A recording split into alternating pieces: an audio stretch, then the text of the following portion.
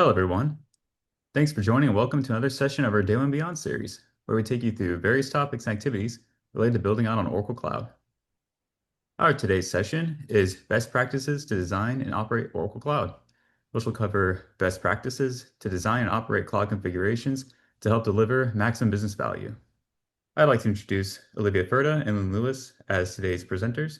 That being said, I'll hand over to Lynn. So today we are, as Borna says, going to be talking about best practices. And best practices means understanding the architecture you want to set up, understanding the structures you want to put in place, and putting them in OCI or Oracle Cloud in such a way that they maximize your requirements. Make sure that you get what you want out of the process, because that's what this is all about, right? So we're going to talk about four main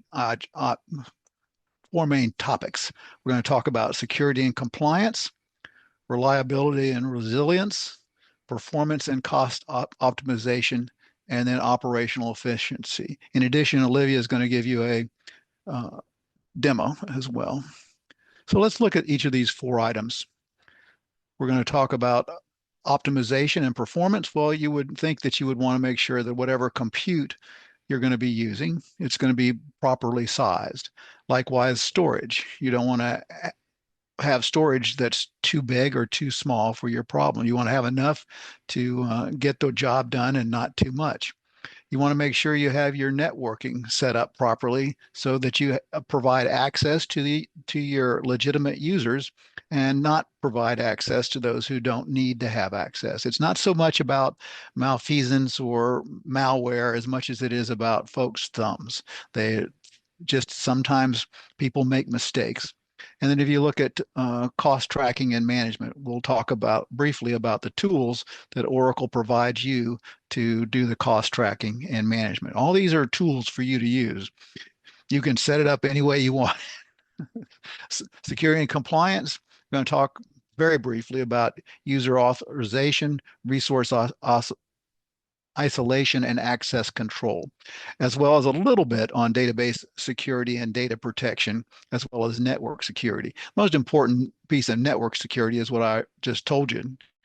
Set up your software-defined network in such a way that you have your users have access to the tools that they need to do their job, and don't give anybody else access that doesn't need it to do their job. And we'll show there's a lot of things that we give you to make that happen for your team. Operational efficiency, deployment strategy. By the way, we have an excellent set of about 700 architectures on our website that you can go and look. And if you don't want exactly what's up there, you can find something pretty close. Just search. Workload monitoring, we give you tools for that. The resource manager, which is our queuing system for Terraform or Tofu, Open Tofu, as well as support. And then resilience and reliability. You have a show you how to set up a fault tolerant network infrastructure, how to set up service limits, what's the difference between a service limit and a quota, as well as data backup and scaling. We give you a lot of tools to do this. Don't worry about it. So with security and compliance, we'll talk a little bit about user authorization, resource isolation, access control, data protection, database security, and network security. Let me slip through here. So authentication and identity and access management used to be a much bigger problem than it was. And the reason why it was a much bigger problem, because all of the hyperscalers use sort of their own variation of of this. But now we all have sort of stabilized around standards, open cloud standards.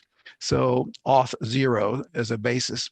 So you can see that ideally, if it's set up properly, you should be able to log into Oracle's cloud and then move from Oracle's cloud to Azure, from Azure back to Oracle's cloud, from Oracle's cloud to Google, likewise to AWS, depending upon what your users' requirements are and how you set up access. Because we're all sharing the same standards now and can make this work for us. In addition to that, as we'll show, we have a really good I mean, this is a service for us. So that means that you don't pay anything for it. But at the end of the day, we manage all of it for you, keep it up to date, make sure everything's in place. What we don't do is identify who you want to have access to what products. So this not only goes down to other hyperscalers, but you can bring it to um, allow you to access to specific applications as well. Applications in many ways have adopted this as well, if it's set up properly for you. And that's a nice little slide to show you our identity and access management tools. Like I said, it's Oracle apps, third-party apps, your apps anywhere else. When we say on-premise now, that means our cloud, your cloud, somebody else's cloud, somewhere in some data center that has access and is using cloud standards. We can work with you on that. What we do, however, do is give you tools to enforce the use of the multi-factor authentication and give you multiple ways to use it. So you can use your phone, you can use another laptop, you can do a variety of different ways to allow this and restrict access. And then have a tenancy administrator, excuse me, we also recommend you don't use the tenancy administrator account for day-to-day operations. And the way you do this is you create a group of users, and those that group of users have specific app, excuse me, specific admin groups to do specific things. So don't give any one person total access to everything. You probably need to have three or four. But in addition to that, those subtasks we recommend being broken up into different groups, and only those folks in those groups through policies have access to those day-to-day specific operations. And then you monitor and manage the activities and status of all the users all the time. And that's not a big problem. Everything is an API call. Anything you do in the console, anything you do through an SDK creates at the end of the day an API call. And in fact, that's essentially how it works. So in those circumstances, you have an audit logs that are in place. Now we can't see those. They're secured by your keys, and through that process, you can monitor and have access to what's gone on in the past. We default is 365 days. And so that puts you in a good position to manage that. And you can put all that data into your archive data and go beyond that as well. So we talk about compartments. Compartments are essential because individuals are put in a group. The group is responsible for, through a policy, to have access to specific resources in a compartment. So there's a process in place, and an individual can belong to multiple groups. There's no problem with that. And each of those groups can have access to different compartments as well. But it's essential that you allocate these resources to reinforce your resource allocation and access control by using these compartments. These are just file folders, if you want to, where the files are essentially the products grouping any way that makes sense to you. It's just a logical grouping. It is global throughout your tenancy, so you can have a particular set of compartments in Ashburn, and if you log into Phoenix, those compartments travel with you. Likewise, if you log into Frankfurt, those compartments travel with you. And I just want to emphasize Lynn's point earlier. So going back to the previous slide, is you want to have different groups of admins managing some of the different resources because the infrastructure admin group is going to be more aware of the permissions needed to work with the different resources in that compartment. Same for shared services admin and just identity access management admin in general. So it's good practice to have, once again, different groups of admins managing those permissions. Thank you, Olivia. The other thing to recognize is that your compartments are both like a directory and or a file service in Linux or Windows, but it's also like a Russian doll. So policies are captured at the top. They can be changed lower, but the idea is that they will transverse the resources, the compartments, excuse me. So you also are going to be able to isolate those resources and control access through other methods as well. So one of those methods is defining your security zones. And these are reinforced security policies for the compartments, but they also include a policy library and embedded security best practices to enable cloud security posture management. It's a little clumsy, but what it means is we have these zones that you can put in place with specific security policies. In addition to that, we give you a series of examples, and then you can clone those examples or copy those examples and then change what you want for your particular circumstances in place. And then this role-based access control references, as Olivia commented on, the fact that everyone that's going to get access is going to be not as an individual, but as a group. So you have users have access, or excuse me, belong to a group. The groups have access to particular items through policies. And there's examples in the policies for everything that we have and it's all in documentation. So don't be concerned about that. It's just to get it in your head how it works. And then you can organize your resources, your products that you're renting from us using the compartments. And the other thing is tagging. So we provide a set of robust tagging systems, one of them which is a schema based. So that's in particular for cost control, and that acts exactly like you would expect a database to act. Then you also have just key value as well that are more random and are not so strictly controlled, that allows individuals, as long as they have access to the respective products, to tag them however they want to tag them. And then they can search on them however they want to search on them. So it gives you a lot of capability with respect to that. The other thing is your data protection. One thing to remember, no matter the minute your data hits our outer boundary, it is encrypted. It's encrypted with your keys, not our keys, your keys.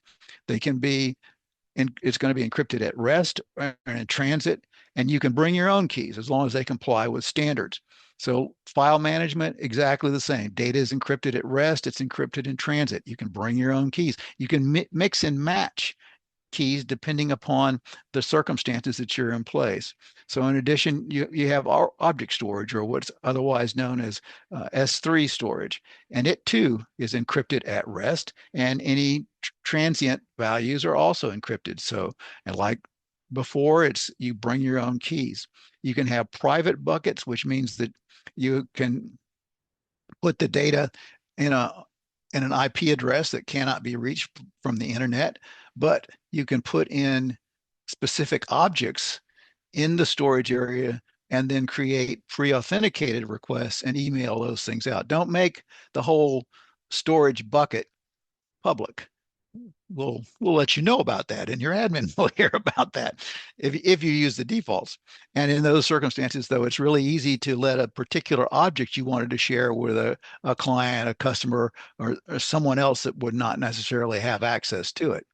And then there's a database, of course. We're going to make sure that it's accessible only through our data encryption. And we give other tools, our data safe tool, which identifies specific patterns that you tell the database about, and then your data vault as well. All these are different tools that we provide for Oracle database. And then going back to earlier when Lynn was covering security zones, if you want to prevent, let's say, a bucket from being made public in the first place, you can do that with security zone policy so that that doesn't happen. Thank you. Olivia? So we were talking about database security, data safe.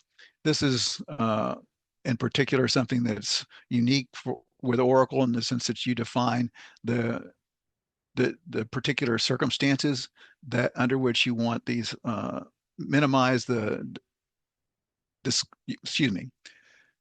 We once you decide what the sensitive data is, we'll look for those patterns and put them out. In addition to that, with data safe, you access security configuration and detect configuration drift. You identify risky users, right? Pattern recognition is everywhere now. It's been in Oracle for a long time. And we monitor your database activity and alert on high risk operations, just as you would expect. And then you remove the risk from non-production databases by masking sensitive data with realistic looking data. So even though your sensitive data is still there and your developer people can work with it and be confident that it's going to work in testing, it's going to work in production, but they never have really access to the sensitive data.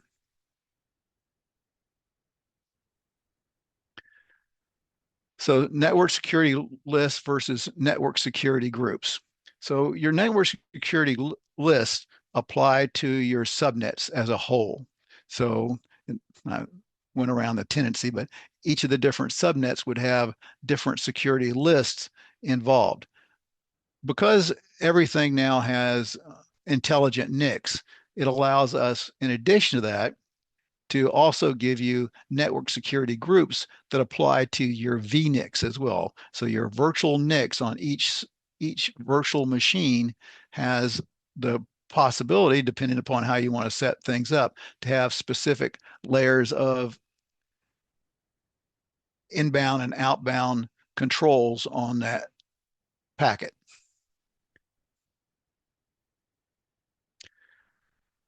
So you have, we're going to give you tools as well to create fault tolerant network architecture and to be able to design it for scalability, as well as give you tools for data backup and ability to set limits as well as quotas. And really the differentiation between the two of these is quotas is something that you can have access to.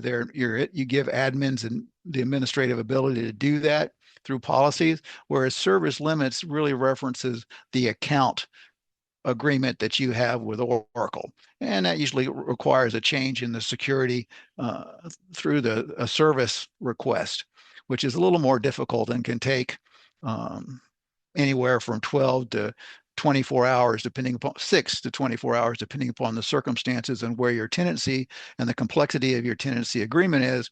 But quotas, that's instantaneous. And typically one of your own administrators would have the capability of doing that.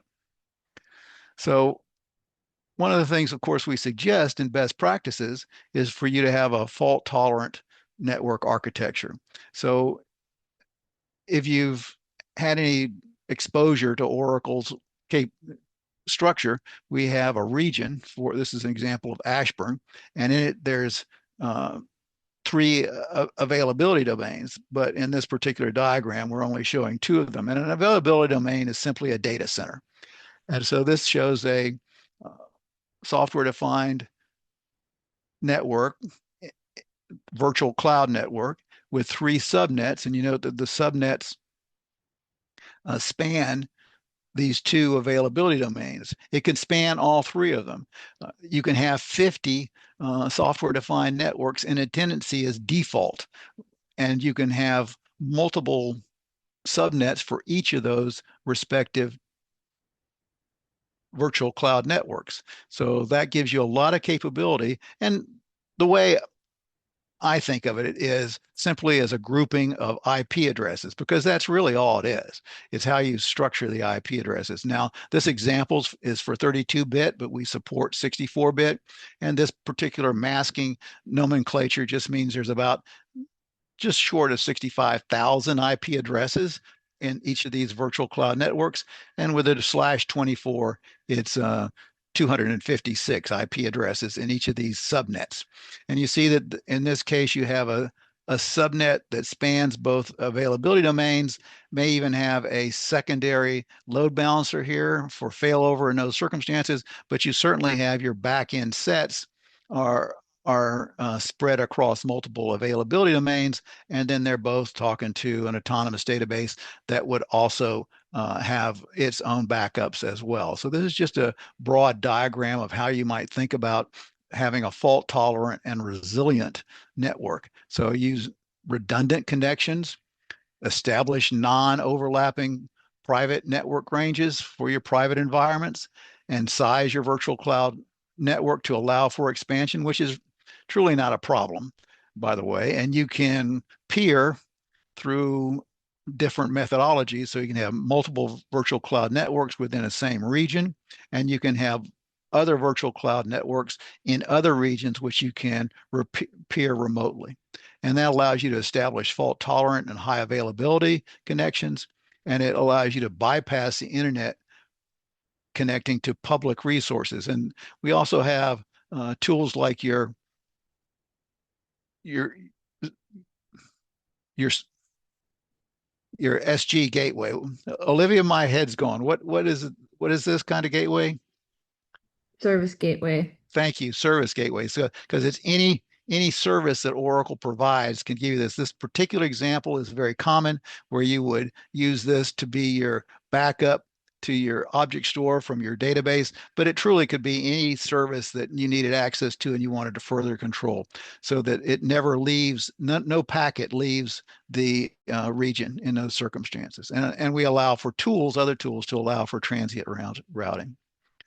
So for your compute, we allow for auto scaling. It allows for to avoid any single point of failure. So you can say an initial size and then set rules, and based upon those rules, the size can scale up or scale down. This is two examples: CPU utilization or memory utilization. And this is, we recommend attaching a load balancer to an instance pool, which has auto scaling configured, and that again allows for reducing the single point of failure in those circumstances. So likewise, we give you access to a domain name service, and that gives you lets you create and manage your DNS zones. You can create zones.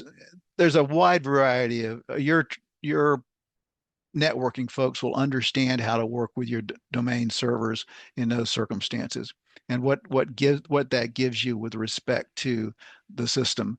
The other thing it does is it allows for you to fail over between regions, geographic regions, and also allows you to do traffic management through steering policies likewise for your between your geographic regions as well.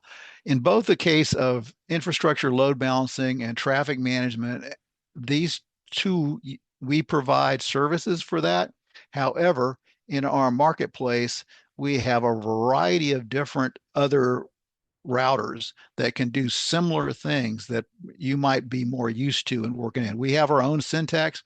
The traffic management is pretty straightforward, but different folks, if you had 20,000 users out there that you've identified through another service, it might be easier just to load the software, bring over your data and clone it, as opposed to trying to recreate what you've done for the last 20 years in our tools. So the storage services that we provide are what you would expect. Everything in Oracle is flash memory. There's no spinning disk. There's no flash memory pretending to be a spinning disk through a SATA device driver. All of our device drivers are NVMe device drivers. The way it works is either the NVMe flash is in the pizza box itself that you're using as a compute engine. It's in a SAN-like feature system where it's on the net, but it's still flash. File system is just another software way of using the flash memory. Likewise, the object storage is just another way of doing that as well. So there's two things in this slide you should be aware of. With a local NVMe, you're responsible for any RAID in there because we can't touch it, right? It's in your system in those circumstances. You're in these areas, in these three areas, excuse me, everything, there's 3 bits in every availability in every data center. So you're already sort of have some redundancy in place. And that's just because of the standard cloud open standard for that. Archive, anything that's in archive is basically on a Sun tape machine. So there are limitations for that. This has gotten more complex in the last year. So there's levels of archive, so to speak, where you've either put it in the archive and then you sort of retrieved it, or you put it in the archive and you haven't retrieved it. So look at the different tools in that. But in general, think of it as you're either still in flash storage, but in another methodology of accessing it through software, or it's on tape somewhere. So with respect to your databases, this of course is obvious. You back up your database. You can do this in several different ways, and that depends upon how you've chosen to put your databases in Oracle's cloud. If you're using just bring your own license and using one of our Sun boxes, that's cool, but you're sort of responsible for setting all this up, your automatic backups and your periodic full backups. And you can use RMAN just like you use on in your data center or somebody else's data center as well, if it's an Oracle data center. And of course, you have your local disk backup as well for the system. But if you're using one of our cloud services, then typically you have automatic backups and full backups through a structure that's part of that cloud service, whether it's just a general database service or if you're on a specialized rack Exadata platform. An autonomous database, it's structured, understand what it is and what it's in place, but we take a lot of responsibility away from you in that respect. Doesn't prevent you from doing some other things if you want to. This is good to know. Service limits is just an allowance set based upon the availability of the resources that you've contracted with us and also the availability of resources that are actually in that data center. So we control the allocation, but you can go in and change it. Right? You can adjust the contract. Like I said, it can take 6 to 36 hours, depending upon the complexity of what you want to change. Quotas just set a limit on how many resources can be used in a particular compartment. The administrator that's been given responsibility for that compartment is who allocates it. And it's a method that can be literally done immediately once you get the attention of the administrator. So that's a really good place to be. And the idea is it allows you to limit the number of expensive resources that might be required for a particular kind of activity that you're interested in. And I guess I'm going to hand it over to Olivia now. Thanks, Lynn. All right, so we're going to dive into performance and cost optimization, mainly around compute, storage, networking, and then some cost tracking and management. All right, so going into compute sizing and some of the different points on this slide. So you want to set up scaling where the application permits. So scaling is going to provide control to match performance with need. This also allows for matching the cost with the demand. You also want to let metrics drive vertical scaling.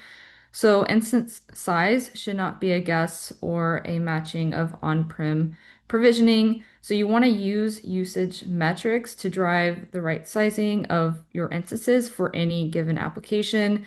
So this process should be reviewed to maintaining proper utilization, performance, and cost. You also want to design applications to continually evolve towards efficiency. So one major benefit of the cloud is the agility to continually adapt and optimize.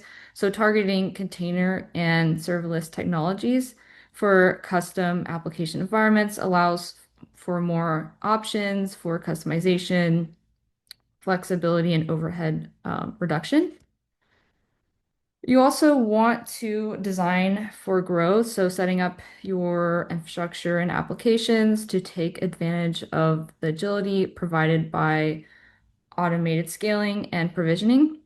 And cloud scaling allows you to prepare and design for increased demand and continuous improvement without the on-prem requirements of initial purchase of the final state. And you have a few available Elastic features. So one of those is compute autoscaling. So autoscaling enables you to automatically adjust the number of compute instances and an instance pool based on performance metrics such as CPU utilization. So this is going to help you have consistent performance for your end users during periods of high demand and also helps you lower your costs during periods of low demand. So you would select a performance metric to monitor and set thresholds that the performance metric must reach to set off an auto-scaling event. And when usage meets a threshold, auto-scaling dynamically allocates resources in near real time. So as load increases, instances are automatically provisioned, the instance pool scales out. And then vice versa, as load decreases, instances are automatically removed, so the instance pool scales in. So that's auto scaling. You also have something called Oracle Functions. So Functions is a fully managed, highly available, on-demand functions as a service platform built on Oracle Cloud Infrastructure, and it's powered by the Function Project open source engine. And so you can use functions when you want to focus more on writing code to meet your different business needs, so you don't have to worry about the underlying infrastructure. And another use case that we kind of see with functions is around budgets, for example. So in OCI, you can set a budget on a tag, you can set it on your tenancy, you can set it on a compartment. So let's say you want to set a budget of $1,000 or something on a particular compartment. And you can set up optional budget alert rules saying, hey, I want to know when I've reached my budget. So it's more of a soft budget. So if you wanted to enforce that budget, that's where you can use functions to help enforce it. And there's several different pre-built functions that you can leverage. And so the one in this particular use case, I think it's called the zero quota limiter, which would enforce that budget for you. So you can use it for a variety of different use cases. You also have the Oracle Container Engine for Kubernetes. So it's a fully managed, scalable, and highly available service that you can use to deploy your containerized applications to the cloud. And then you also have a range of compute to match shape to workloads. You can see a few examples on the bottom, flexible shapes, bare metal instances, all of that.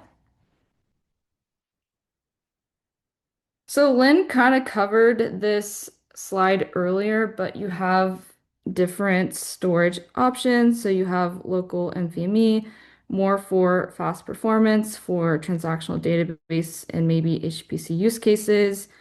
You have block storage, that's more for maybe application development, deployment, and classic tiered applications as well.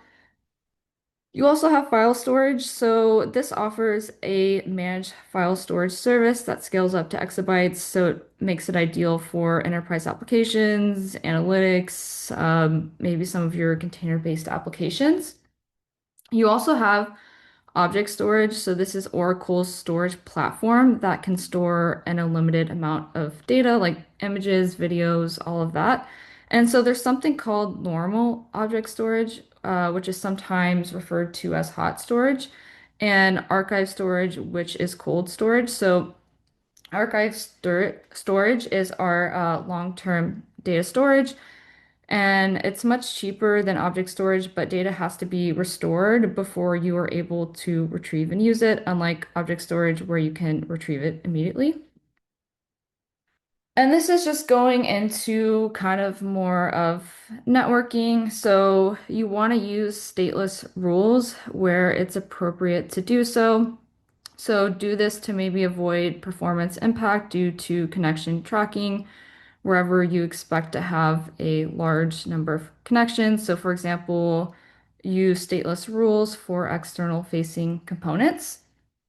You also want to use load balancing for distributed applications. So the OCI load balancing can handle incoming SSL traffic and pass the unencrypted request to a backend server. So this can in turn improve performance. And those load balancers can route traffic to multiple backends, giving you elasticity to your application. You also want to place your applications relative to users. So infrastructure services are offered globally in multiple geographically distant regions. So this benefit of the cloud lets you place your applications where your users are. So this would increase performance and give your user a better experience. So you want to select a region that enables you to fulfill your network requirements. Also utilizing load balancing and traffic steering policies. So if your workload is deployed in different geographic regions, you should consider using traffic steering policies to direct your end user to the closest region and also minimize the latency that way. Lastly, you want to familiarize yourself with networking metrics and OCI monitoring. So you want to use data to analyze and make informed decisions about optimizing your network configuration. And so the monitoring service that we have provides several networking related metrics. So one of my favorite tools is Cloud Advisor, and it has different cost savings, performance, and availability recommendations that you can leverage. So if you were to look at the dashboard, you can kind of see it on the right-hand side of the screen for each of the different categories. So in this case, cost management, it'll let you know all the different recommendations in your environment. It will also let you know the criticality level. So some might be minor, low, medium, high, or critical. So it'll give you the breakdown. And it'll also let you know if any of these recommendations have been implemented or if they're just pending. And it'll do the same for some of the other categories like performance, availability. So really just the main purpose is helping you identify any resources that are over or underutilized. So this would help improve availability or maybe cost, all of that. So you can take action on some of these different recommendations and drill down further into, once again, some of these different recommendations like uh, deleting unattached boot volumes, downsizing underutilized load balancers, all of that. So very handy tool to use. There's another area that if you look at the Cloud Advisor page, it's around security, but it doesn't really show anything. So it's referring to CloudGuard, which has its own page. And so CloudGuard is a tool that gives you different security recommendations. So kind of just tying some of the stuff together. So earlier, Lynn mentioned security zones, which you can enforce on your compartment. So if a bucket is made public, what CloudGuard's going to do, it's going to flag that problem, let you know, and then you can take action on that. But if you have a security zone in place that already prevents, a bucket being made public, that will not happen. So security zones is more preventative, but you also have a tool called CloudGuard. It's more reactive, and it's good to also use that as well. So this is more cost tracking and management. There's many different tools around this. So I kind of mentioned budgets earlier. You can, do this on your tenancy. You can do this on a compartment. You can do this on a tag. So maybe you're tagging your resources by environment like dev, test, or prod, or however you're tagging your resources. You can set a budget on that, but it's more of a soft budget. So if you wanted to enforce that, you can use functions, and there's actually a pre-built function out there in the console that you can leverage for that specific use case. But there's more out there as well. You also have cost analysis. So this just gives you some different reports. And actually, this was very useful for our team because we had a lot of idle resources. Our spend was really high. So we wanted to clean out our different compartments. And so we could see based off some tags, let's say, created by myself, how much I was spending and, was my spend being reduced after clearing out compartments. And I could see a breakdown of, which resources were, the most expensive. So you can generate many different reports using cost analysis around like tags, compartments, resource, all of that. And then I just covered Cloud Advisor so you can get different recommendations around cost, performance, availability, all of that. Yep, so you can create budgets for compartments, break down costs with cost analysis, and then optimize spend with Cloud Advisor. All right, so let's dive into operational efficiency. So more around deployment, monitoring your workloads, resource manager support, all of that. All right, so diving into deployment strategy. So you want to choose a region based on your customers and data, mainly for latency reasons. So when choosing a region, be aware of who is going to be accessing your resources and from which region of the country or world. And also, you want to take privacy and regulatory requirements into account when making your selection. You also maybe want to adopt an infrastructure as code methodology. So when you adopt infrastructure as code in OCI, you can define your entire application infrastructure in the form of code. And then you can perform operational procedures as code and implement them in response to events-based notifications. You can also adopt configuration management tools. So you can use something like Terraform to manage version and persist infrastructure through the infrastructure as code model. You also want to test and validate changes. So to detect errors, always track, test, and validate changes. You can use a version control system to track changes in your code. So consider using maybe a deployment management system to automate your testing process.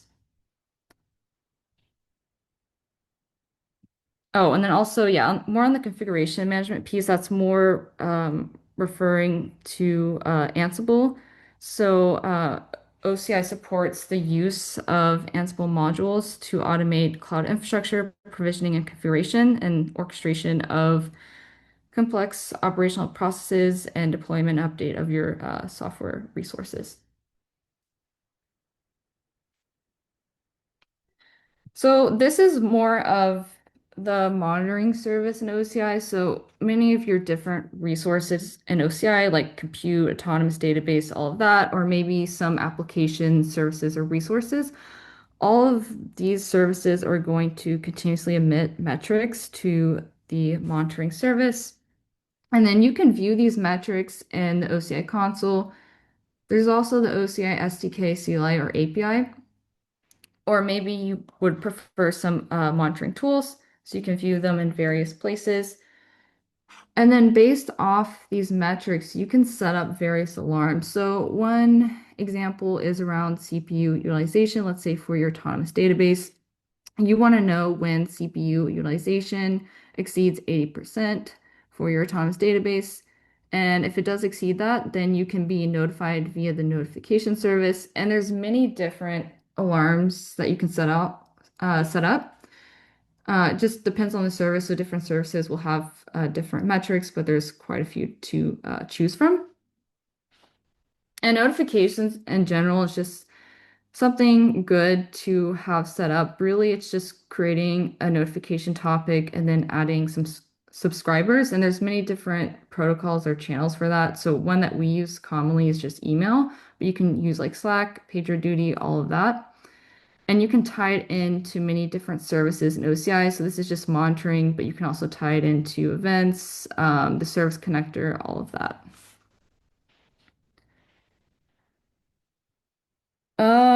This is just more of monitoring your workload. So you can use something like health checks to ensure that you're aware of any availability issue affecting your customers, and you can determine the availability and performance of any publicly facing service, including hosted websites, API endpoints, or externally facing load balancers.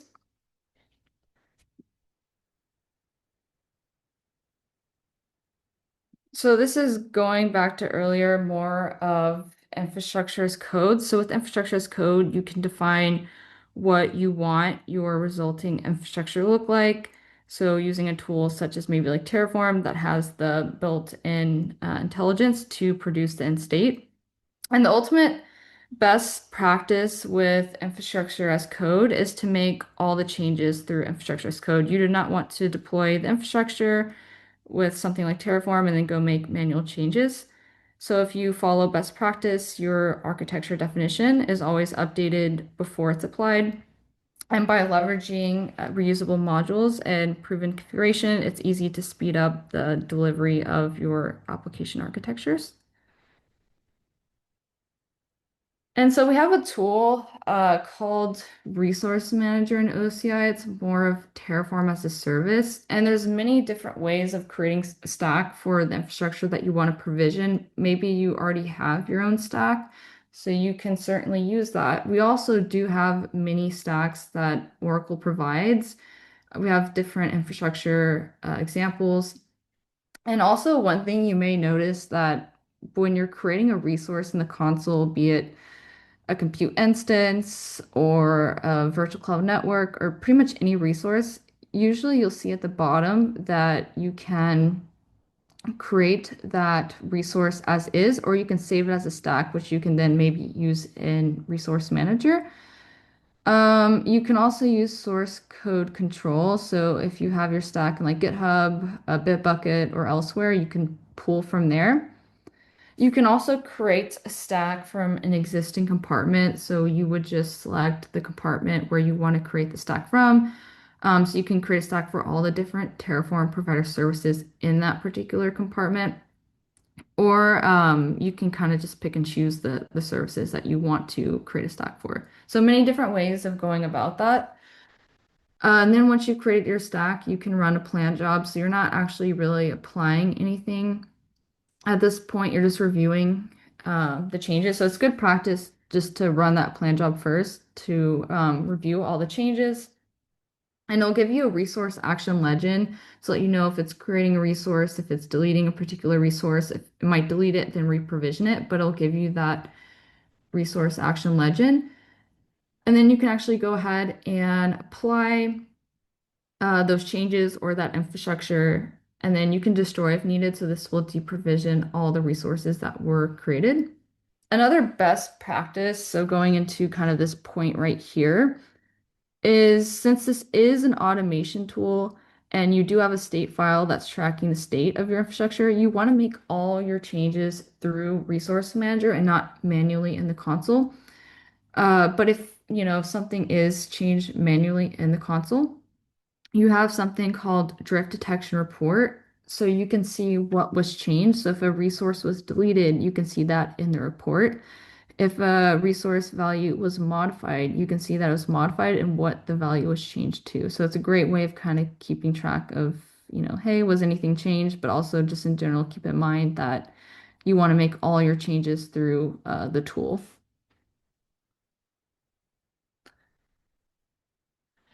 This just goes into support. So information regarding recommended tools, resources, and practices is organized by objective and by product and is going to be provided through my Oracle support.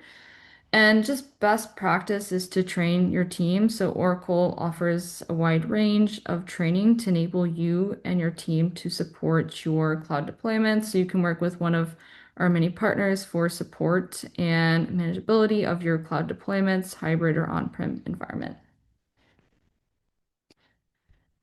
All right, so before I go to, so one of my favorites is Live Labs. So it's very important to get more familiar with some of the different tools And this is a great way of doing so and getting more hands-on experience. So with live labs, depending on the lab that you want to run, you can run on your own environment or you can run on a live lab sandbox. So you can run an Oracle-owned tenancy for free. You just specify when you want to start the lab and it will send you the lab instructions, and then you can also extend the lab time if needed. We also have sprints. So these are shorter, more question-based labs. And then if you click here to view all workshops, it'll give you a list of all the different workshops that we have available. So we have getting started with OCI. We have things around autonomous database, Apex. So there's a wide variety of labs that you can explore. So I'm just going to click getting started with OCI as an example. And once again, this will kind of vary depending on lab. But for each of the different labs, you'll have a time estimate. You will have an outline of what it will cover, any prereqs. And so when you click the start button right here, so in this case, I can run on my own environment, or I can run on a live lab sandbox for free. Even if I click run on my own environment, I don't need to be signed in or anything to view the different steps or information right here. So if I want to learn more about creating and attaching a block volume, as an example, if I click into this lab, it'll give me a time estimate for this lab 5 video background, and then it'll give me each of the different steps so I can kind of see in the console how this works. So this is one of the tools that I highly recommend if you want to get more familiar with the resources and kind of all of that. Another resource that I would like to highlight is the Oracle Architecture Center because you can get an overview of some of the different reference architectures. So we have quite a few. So there's stuff around cross-region disaster recovery. So there's also using the Bastion service, quite a few, and you can also just search up here for a particular topic area. We have different solution playbooks right here, and you can click into one of these to get more information. So I'll break it down, and then you can see the architecture and everything. So it's kind of good to see what's already been out there, and it'll kind of list maybe some things to keep in mind or some uh, best practices here as well. But I do wanted to highlight those resources because they're very instrumental to getting more familiar with the different tools and kind of just seeing what's been done out there. Key takeaways. So OCI has many different services that are available. So we kind of covered them today, the networking computes, and then we have different best practices for those different areas. And yeah, so just getting the most out of the resources, you should use some of the different tools like Architecture Center or Live Labs to get more familiar. And with that, I'll pass it over to Borna to close us out. Awesome session. Really appreciate your time, Olivia and Lynn, and with help of this session. And I hope it was a great learning experience for everyone. And over here on this slide, we have a slide that helps outline various learning resources, labs, and certifications from Oracle University, as well as our YouTube channel. And if you enjoyed this session and would like for us to conduct personalized training sessions for your organization, please do email us at our personal training email, and we will reach out to you. Also, if you want us to conduct just hands-on lab or use our Live Labs program that Olivia mentioned earlier for more expedited hands-on learning experience for various topics, that's also an option. Also, we have our developer experience program, formerly known as Code Innovate, where we help co-develop a solution based on your own use case. Now, please remember that personal training is an investment we make in our customers to help them grow and develop their OSA skills at no extra cost to them. With that being said, we have our next session on December 9th, and that is discovering cloud applications to help drive business innovation. We hope to see you then. That being said, thank you everyone for joining and have a great day.